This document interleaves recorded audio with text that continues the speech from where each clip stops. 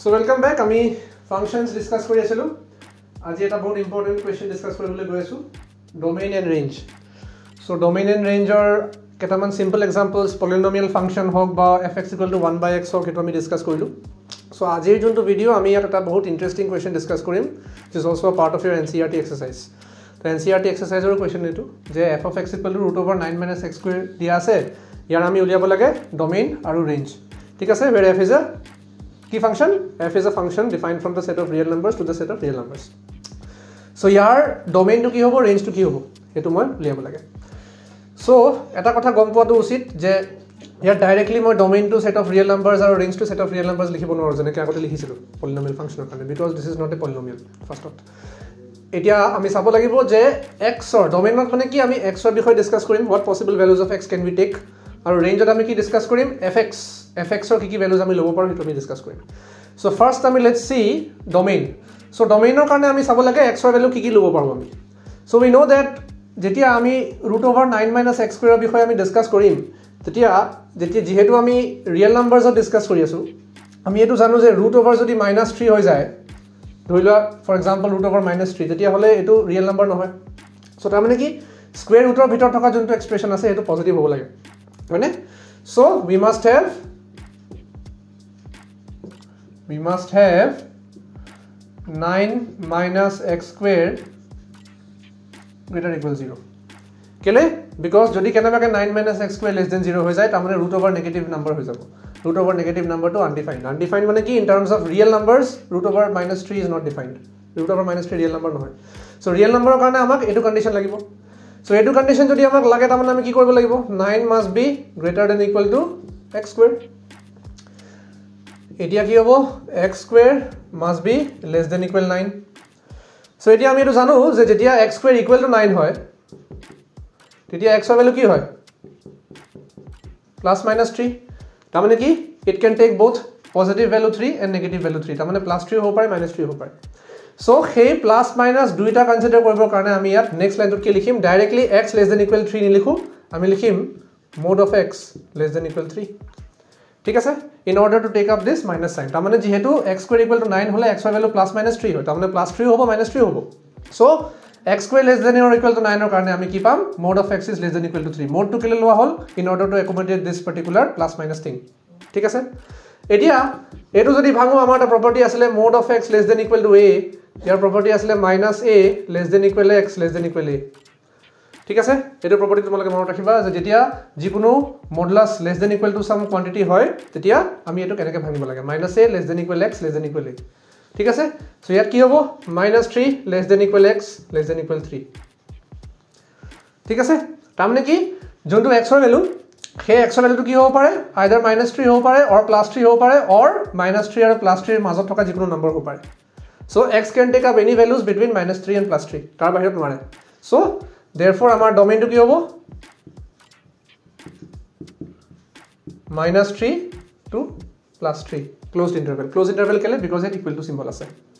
ঠিক আছে, so this is the domain of the function। এতিয়া ৰেঞ্জৰ কাৰণে আমি কি কৰিব লাগিব, আগতে মই কৈছিলো ৰেঞ্জৰ কাৰণে আমি fx ৰ ভ্যালু উলিয়াব লাগে। তো fx ৰ ভ্যালু উলিয়াবৰ কাৰণে তাৰ মানে fx ৰ ভ্যালু কোৰ পৰা কোলে লাই কৰিব পাৰে হেতু উলিয়াব লাগে। সো লেট আমি ধৰি লৈছো y equal to √9 - x square। ঠিক আছে, এতিয়া এটা বস্তু মনত ৰাখিবলগীয়া কথাটো এটো যে y equal to √9 - x square, আৰু this y must always be greater than or equal to 0। কেলে, because স্কয়াৰ ৰুটৰ ভিতৰত লাগিলে যিয়ে নাম্বাৰ আহক পজিটিভ নাম্বাৰে আহিব। পজিটিভ নাম্বাৰ কেলে আহিব, বিকজ নেগেটিভ নাম্বাৰ হলে এটো ৰিয়েল নাম্বাৰে নহয়। সো এটো কাৰণে আমি পজিটিভ নাম্বাৰ কনসিডাৰ কৰিব লাগিব। পজিটিভ নাম্বাৰ কনসিডাৰ কৰাৰ লগে লগে আমি এটো মনত ৰাখিব লাগিব যে যদি মই পজিটিভ নাম্বাৰ লওঁ √1 √2 √3 কিটা সবতছে সৰু নাম্বাৰ, এই নাম্বাৰ কিটা কি হ'ব, √1 মানে 1, √2 মানে 1.414, √3 মানে 1.732 and so on, সব নাম্বাৰ 0 কে ডাঙৰ। সো এটো কাৰণে y ভ্যালু কি হ'ব, 0 কে ডাঙৰে হ'ব বা 0 হ'ব। ঠিক আছে, so y equal to √9 - x square, আৰু y টো কি হ'ব, 0 ৰ সমান হ'ব নহলে 0 কে ডাঙৰ হ'ব। you have to keep this in mind। এতিয়া squaring both sides আমি কি পাম, y square is equal to 9 - x square পাম। এতিয়া y square equal to 9 - x square পালো, let's find the value of x square। x square value কিমান হ'ব, x square will be equal to 9 - y square।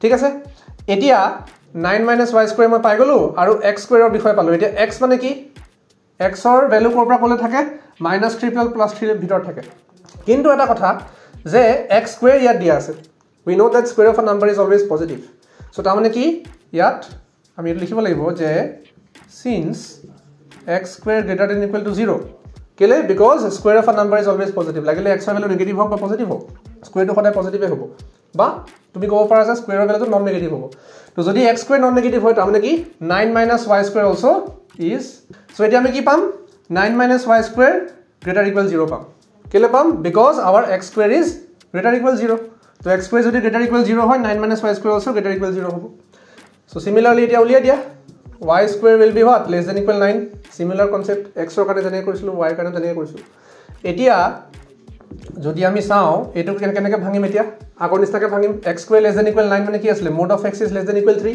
so ইয়াত কি হ'ব mod of y less than equal 3 হবনে এতিয়া আকৌ সিমিলাৰ concept use কৰি মেলি যদি মডুলাসটো ভাঙি দিয়া কি পাবা -3 less than equal y less than equal 3 পাবা but this is not our final answer final answer to আমি কি কনসিডাৰ কৰিব লাগিব we have to consider this thing আমি একদম স্টার্টিংত কৈছিলো যে y এর ভ্যালু কি হ'ব লাগে must be greater equal 0 তাৰ মানে either 0 or 0 কে ডাঙৰ হ'ব লাগে তো এই -3 পাৰ্টটো আমি ক্যান্সেল কৰিব লাগিব তাৰ মানে আমি নেগেটিভ নাম্বাৰস ইয়াত লব নোৱাৰো ঠিক আছে but since আমাক দিয়া আছে y is greater equal 0 therefore কি হ'ব আমাৰ ৰেঞ্জটো কি হ'ব 0 less than equal y less than equal 3 therefore range is close interval 0 to 3 ইয়াত তুমি মাইনাস লব নোৱাৰা মাইনাস লব নোৱাৰা কাৰণটো কি যে y ভ্যালু সদায় 0 কে ডাঙৰ হ'ব লাগে বা 0 সমান হ'ব লাগে নেগেটিভ হ'ব নোৱাৰে সো ইয়াতো আমি হেই নেগেটিভ কন্ডিশনটো কাটি দিব লাগিব taking into consideration this condition ঠিক আছে সো নেগেটিভ টু কাটি দিয়াৰ লগে লগে আমি কি পাম 0 less than equal y less than equal 3 পাম তাৰ মানে আমাৰ যোনটো y ভ্যালু আছে y ভ্যালুটো ক'ত থাকিব 0 আৰু 3 মাজত থাকিব আৰু y মানে কি fx হয়নে √9 - x স্কয়াৰ কি আছিল fx আছিল তো ৰেঞ্জত আমি কি উলিয়াও fx ৰ ভ্যালুজ কিটা উলিয়াও তো fx ৰ ভ্যালু কিটা কি পালো 0 আৰু 3 মাজত পালো তাৰ মানে আমাৰ range of the function will be close interval 0 to 3 so domain আছিল -3 to 3 ৰেঞ্জ আছিল 0 to 3 so this is a very important question NCERT এক্সাৰসাইজত আছে তোমালোকৰ পৰীক্ষাটো বহুতবাৰ সোধে সো কাৰোবাৰ যদি কিবা ডাউট থাকে আমাক সুধিবা কমেন্টত সুধিবা আমি ক্লিয়াৰ কৰিবলৈ চেষ্টা কৰিম আজি কাৰণে ইমানে আছিল আগলৈ আমি আৰু ভিডিও জানি থাকিম so stay tuned keep supporting thank U